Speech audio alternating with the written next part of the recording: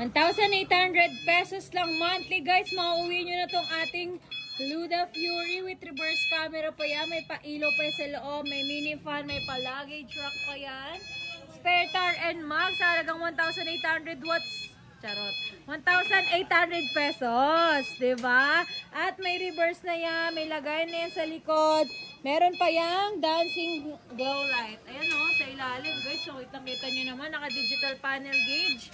At naka-steering wheel na din siya. Ayan o. Pwede nyo pang i-connect sa Bluetooth. Grabe, napakaganda with crown light na din siya, guys.